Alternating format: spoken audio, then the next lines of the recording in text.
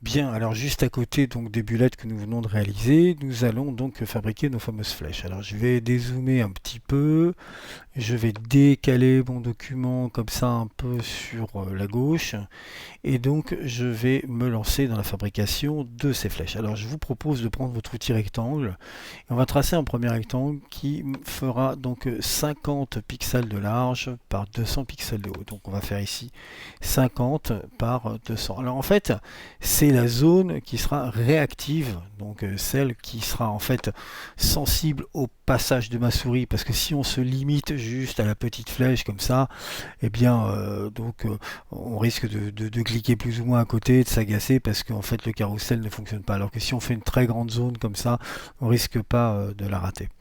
Après, nous allons de nouveau, avec l'outil rectangle, tracer un second rectangle. Là, je vous propose de faire un rectangle qui mesurera 11 par 20 et on en changera donc la couleur également. Voilà, pour ne pas le confondre avec celui que nous avons tracé précédemment. Donc je sélectionne enfin il est toujours sélectionné, j'en change la couleur. Alors je vais prendre volontairement une couleur qui est une couleur, quand j'utilise moi cette couleur, la couleur bleue, ça veut dire que c'est un élément technique plutôt qu'autre chose. Je vais sélectionner ici donc le rectangle que nous avons réalisé précédemment. Donc je maintiens la touche majuscule enfoncée pour faire une sélection multiple. Les deux sont sélectionnés, hein, donc le rectangle bleu et le rectangle gris. Et ça va me permettre de les aligner ici, donc l'un par rapport à l'autre sur leur axe verticaux et horizontaux. Voilà, donc c'est fait, mon rectangle bleu parfaitement donc aligné ici sur mon rectangle gris. Alors je vais utiliser en fait ce rectangle là pour tracer la flèche dont je vais avoir besoin. Ce que je vais faire au préalable, c'est que je vais donc cliquer dessus et puis je vais afficher mes règles. Alors moi les règles elles sont déjà affichées dans mon projet, mais vous pouvez donc les afficher en faisant donc majuscule R, hein, que vous soyez sur Mac ou sur PC, majuscule R. Donc les règles vont s'afficher et je vais aller chercher ici un repère. Donc dans la règle, je clique, je tire, je maintiens enfoncé et je vais m'arrêter au beau milieu. Donc je vais sentir que je suis happé. Voilà, donc au moment où je sens que mon repère est happé, eh bien c'est que je suis au milieu. Donc c'est parfait. Je n'ai plus qu'à zoomer. Donc parce que là je vais avoir besoin d'être un petit peu plus confort pour réaliser ma flèche. Alors, je vais aller chercher l'outil plume. L'outil plume, c'est celui qui se trouve en fait ici. Pour le sélectionner, je peux appuyer également sur la touche P. Voilà, et du coup, je me retrouve avec l'outil plume. Alors, ce que je vais faire, c'est que je vais mettre un point ici, un point donc ici, donc c'est pour ça qu'on a mis un repère, hein, donc, et puis un dernier point là, et ça nous fera en fait notre flèche. Donc, je viens cliquer sur ici, l'angle supérieur droit. Je clique ici. Je viens cliquer après ici, donc au milieu à gauche, et je viens terminer ma course ici en bas à droite de nouveau.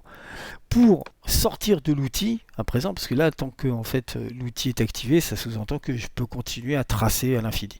Donc pour sortir de l'outil, vous pouvez appuyer sur la touche Escape, c'est la touche Échappe, c'est la touche qui se trouve en général tout en haut à gauche de votre clavier, Escape ou Échappe. Donc quand j'appuie sur Échappe, voilà, j'ai toujours l'outil plume, mais vous voyez en fait j'ai cessé de tracer. Donc là je vais pouvoir prendre par exemple mon outil flèche noire pour pouvoir modifier le cas échéant si je le souhaite donc mon tracé. Mais a priori il est très bien comme ça. Si vous avez suivi mes instructions, vous ne devriez pas avoir en fait de soucis.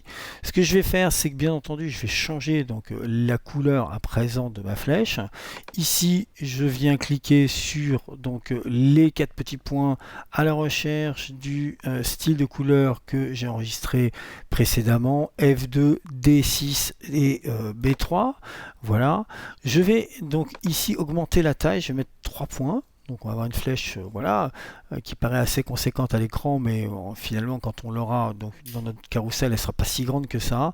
Et ce que je souhaite, c'est que les extrémités soient arrondies. Donc pour faire ça, là, en fait, je me rends sur le menu déroulant qui se trouve ici et je vais chercher Rounded pour avoir en fait une section arrondie à la fin. Donc là c'est pareil. Je viens ici pour dire section round. Donc en fait à l'extrémité aux deux extrémités. Donc ici, on va avoir des angles arrondis et ce sera quand même beaucoup plus sympa. Le rectangle bleu qui se trouve ici, lui, il ne me sert plus à rien. Alors pour pouvoir revenir, et parce que vous voyez quand je clique ici, en fait, je n'arrive pas à sélectionner parce qu'en fait, je suis pour l'instant dans un mode qui est un mode un peu particulier, qui est celui de l'édition de points vectoriels.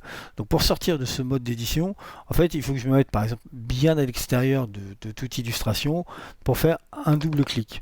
Voilà, donc là j'ai fait un double clic, je suis sorti en fait de ce mode d'isolation. Ça me permet voilà de sélectionner ce rectangle puis dire allez oust, toi j'ai plus besoin de toi. Et quant à celui que nous avons en fait tracé là, on va l'utiliser hein, dans notre projet, mais par contre, voilà, je ne tiens pas à ce qu'il est de fond. Donc tout simplement ici, je vais supprimer donc le fil. Donc le fil, c'est supprimer la couleur de fond, ce qui correspond à avoir un fond transparent. Donc là, si j'appuie sur moins, j'ai bien mon rectangle, là, il est toujours bien présent. La seule chose, c'est que en fait, il est donc transparent.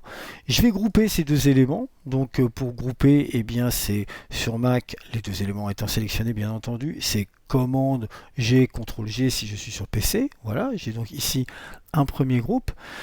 Je vais ici dupliquer ce groupe, donc je vais pouvoir l'attraper par exemple ici par la flèche, je me déplace, je le duplique comme ça, je le décale encore un petit peu, voilà, qui fait qu'on pourra dire qu'entre mes deux éléments, voilà, si je sélectionne mes deux éléments, voilà, on peut dire que ici, voilà, si je veux connaître la distance entre cet élément et cet élément-là, bah, j'y arrive pas parce qu'il est transparent, mais bon, c'est pas très important.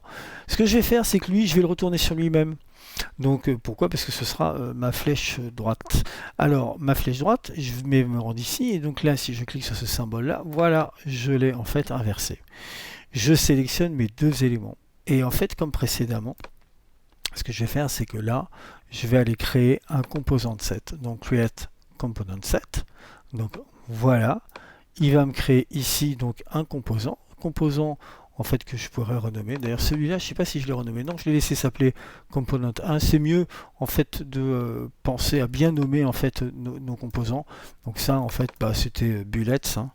Donc je le mets tout en majuscule pour aussi en fait bien le distinguer des autres. Et puis ça c'est arrows. Donc en fait les flèches. Alors ici quand je vais cliquer sur mon composant, et en tout cas donc ça variante par défaut, vous voyez que comme la dernière fois en fait, hein, il me propose property 1 et groupe 1. Donc là en fait ce que je peux faire, c'est au lieu de l'appeler property 1, bah, je peux l'appeler arrow, voilà, au singulier. Et puis par contre là, c'est en général, vous savez, quand on veut cliquer vers la gauche, c'est previously. Voilà. Et donc là ici, bah, pareil, donc la propriété elle s'appelle arrow, hein, parce que c'est la même propriété pour les deux. Mais par contre, bah, lui, ce sera next. Donc j'ai bien en fait d'un côté ici previously et next. Voilà, donc j'ai ici donc mes bullets et mes flèches. C'est bien. On va pouvoir passer maintenant à la réalisation donc de la case de fermeture.